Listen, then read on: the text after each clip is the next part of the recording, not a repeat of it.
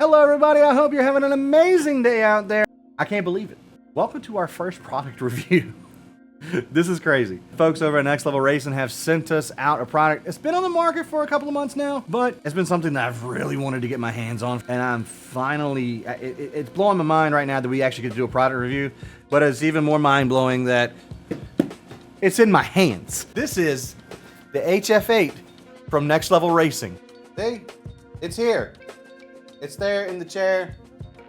It's not going anywhere. So I'm all set up. What I'm gonna do, I'm gonna stream a couple days on it. I'm going to try to get a good feel for this entire product. You know, we got software to look at, pad itself. I can already tell you, I'm sitting on the pad right now and I'm already a couple more inches taller. So it's gonna take me a little bit to get used to every single thing that is going on here, but give me a couple of days.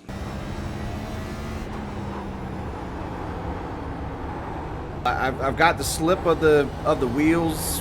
I can feel that a little bit. I'm more feeling the bumpiness and the suspension working in the bottom four motors, and it just feels good.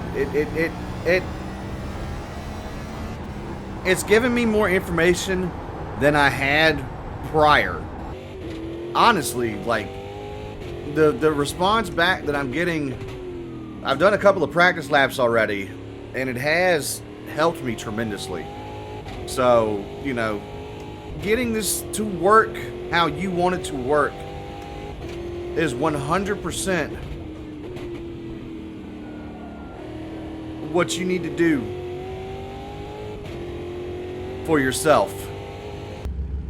This is great. And I like how I did try Beam and G with it as well. And I like how, for the most part, all of the settings can stay just about the same. Beam kind of lacks to be desired. I know they have a lot of telemetry stuff built in to that particular game, but it didn't feel right. I basically had just the slip, and I didn't have any of the actual like road telemetry. So that is, ooh, that's rumbles. That felt crazy. The wake up strip here, yeah. And after a couple of days, we're back here. Now, initially, the HF8, very simple. Y'all saw what's in the box. It's just the pad, it's just the AC adapter. Plug it in, plug the USB in, you're good to go on PC. There's extra steps for console. Unfortunately, I don't have a console to test it out on. I'll try it out with that eventually once I get the proper equipment for that. But for now, this is just strictly PC and basically just strictly sim racing, to be perfectly honest with you. There's a couple of games that I did get to play with it. We'll get to that a little bit later on, but first and foremost, just the initial installation of it was rather simple. Go grab the software from Next Level Racing, and then you're good to go. I did that initially. I ran with that Tuesday and Wednesday night. Thankfully, it was week 13 on iRacing. That just gave me a wide blanket of cars, tracks, situations, just different things to test out. So it honestly couldn't have been a better week for it, because I like to race it all. I like to race road, oval, dirt, dirt, oval. We tested all of it. Now, the first two nights I had it, like I said, I was using the regular software, the HFS software, because I wanted to give it a shot. I wanted to test it out. I wanted to see what was going on with it. And, you know, there's a select number of games that it is compatible with. Of course, iRacing being one of them.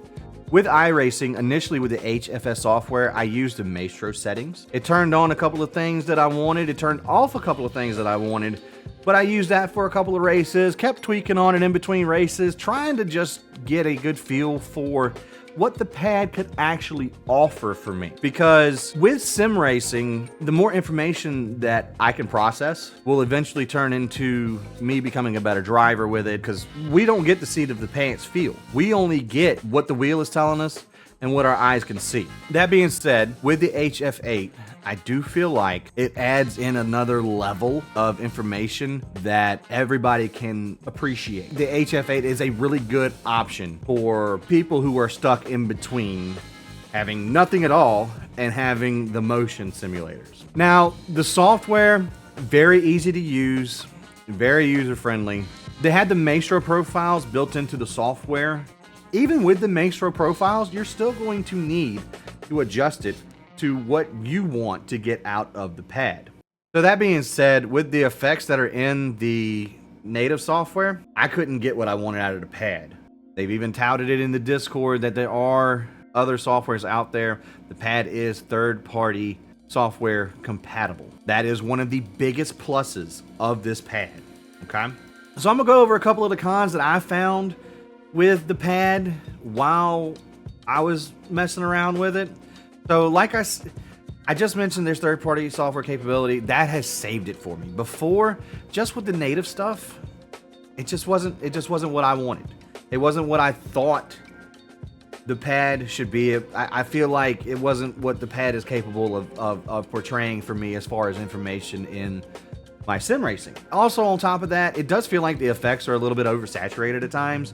You know, you have the 8 motor, and you can turn on and off each motor in this software, and you can change that in the effects of the software as well. You can change how much power you want the motor to have.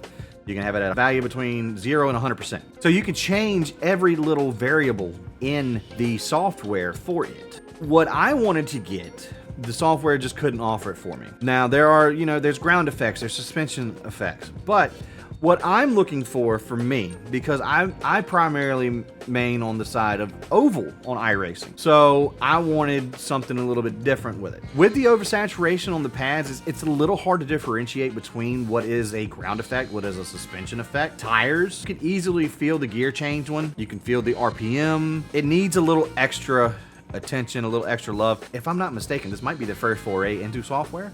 So for a first attempt, it's not bad. And software does what it says it's going to do. Do I want to see more game compatibility? Sure do. But like I said, at the end of the day, it does what it needs to do. One thing that I didn't like personally with it, I understand it's a necessary evil, because how are you going to sit there and install something in your seat and not expect to get raised up a little bit? But the height coming up on it, I've had to adjust my seating position. I had to do that after the installation of my new seat anyway, but this is kind of throwing me for a little bit of a curveball. I've gotten used to it over the week. It's not that big of a deal. It's comfort, right? Comfortability. That's what everybody looks for when they get into the sim racing stuff. They want what's comfortable. After about 2 days, I don't really notice it that much. It's all right. All right. One thing for me is where the rear motors are in the base of the seat. I wish those motors were moved a little bit forward. Now, I know this is a one size fits all, or one size fits many, and it does fit. I do still get the rumble, but after a prolonged period of time, about, I'd say 3.5, 4 hours worth, I do feel it. Not in the good rumbly, oh yeah, I know where my tires are kind of way, but I feel it more as in, oh god, this is something just poking into my hip, or I'm trying to find a good word for tushy. It's just a little annoyance. It's not major. It's nothing crazy that, oh, we need to bust down R&D and, do a complete redesign of it. It's just, I would like to see a different size. Like, I'm 6 foot tall. Weight is, yes. Okay, so I'm a little bit on the fluffy side. That is just about the only thing that I can think of. Maybe the front ones maybe move back a little bit. The back of my thighs don't really sit on top of those ones as hard as the rest of my body sits on the rest of it. So I kind of lose a little bit of the feeling in the front left and the front right one. But those are really the only cons that I have. And leaving the cons and coming over to the pros of it, it's very simple to install. Like I said, the native software is fine. The comfort, it's very comfortable. It's actually taken, I was just talking about the motors in the back of the seat. In the thigh area of these seats, where the bucket of the seat kind of curves up a little bit, the left side would always dig into my thigh a little bit, and this has alleviated that problem. It's just because I'm a big person. The compatibility with console is amazing. Like I said, I'm going to try to figure out how to test that out. Maybe a little bit of a future update or something like that, maybe down the road, I don't know. The compatibility with the console, it's awesome. You can hook it up to your Xbox, you can hook it up to your PlayStation, you can hook it up to your Switch. Hook it up to your PC. One of the biggest things with the native software that I absolutely love, and I kind of have, I have a love and I have a little bit of a gripe with it. Now, it has this mode in it called the virtual sound card. That is compatible with your system sound, and they'll come through the HF8 and they will rumble you. And it is pretty cool because I play iRacing and racing sims mainly, but I also do a little bit of GTA RP on the side. So with that, I can turn it on, and if I'm driving, reach down with the controller, which is absolutely amazing. Another pro to that thing is the volume knob on the controller. That's awesome. But I can turn it up if I'm driving the car around, and it'll give me the little rumble and the wind effects and all of that. And when somebody comes over to talk to me, I have to turn it way down because the bass in their voices are just crazy. That is something that I would like to see as well, is a equalizer for the virtual sound card, to where it's better listening to music with it, to isolate the bass and the treble and the mids from everything. That would be awesome if that could be put into the software. That would be a huge plus on that, because then it could go just from gaming to it could potentially be in a studio type deal. It's just with the virtual sound card, it's all of the sounds at one time in the computer. They do kind of overstep each other and kind of get muddled up a little bit. So the virtual sound card is an awesome plus with it. But the biggest pro for me is the compatibility with the third-party software. Now, personally, I'm using SimHub.